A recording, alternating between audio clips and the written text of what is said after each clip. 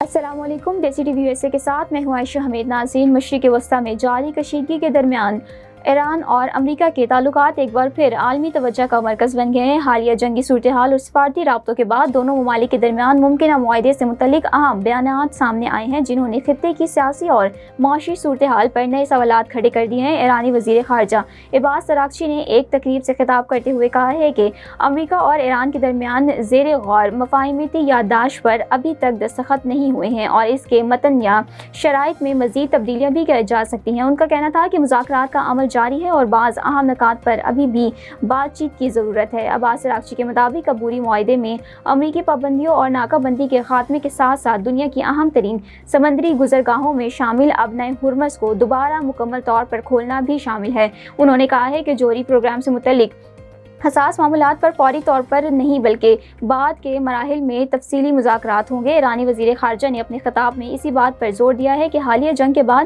ایران کمزور نہیں بلکہ پہلے سے زیادہ مضبوط ہو کر ابھرا ہے۔ ان کا کہنا تھا کہ ایرانی قوم نے دباؤ اور مشکلات کا سامنا کرتے ہوئے اپنی مزاحمت کا ثبوت دیا ہے اور مستقبل میں کسی قسم کی دھمکیاں یا دباؤ کے سامنے جھکنے کا سوال ہی پیدا نہیں ہوتا۔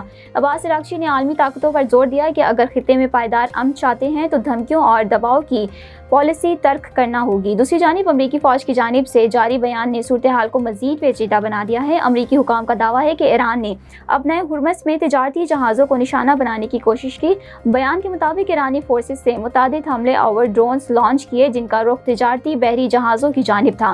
امریکی فوج کا کہنا ہے کہ بین الاقوامی آبی گزرگاہوں میں تجارتی جہازوں کی آزادانہ نقل و حرکت عالمی تجارت کے لیے انتہائی ضروری ہے اور ایسی کسی بھی کارروائی کو عالمی امن و سلامتی کے لیے خطرہ سمجھا جائے گا۔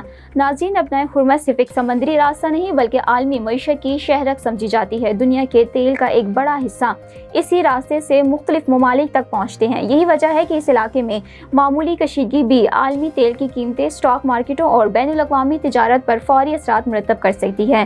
اب سب سے اہم سوال یہ ہے کہ کیا ایران اور امریکہ کے درمیان جاری سفارتی رابطے کسی بڑے معاہدے کی شکل اختیار کریں گے یا پھر الزامات اور جوابی بیانات خطے کو ایک نئی کشیدگی کی طرف لے جائیں گے؟ دنیا بھر کی نظریں اس وقت واشنگٹن اور تہران پر مرکوز ہے، جہاں ہونے والے فیصلے آنے والے دنوں میں پورے خطے کے مستقبل کا تعین کر سکتے ہیں۔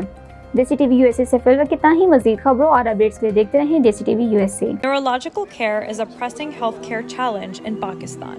That's why Helping Hand USA is building Kind R, a world-class hospital with 130+ clinics that is set to establish new standards for neurological care in Pakistan. As the first phase nears completion, anticipation is growing for the launch in the second half of 2025.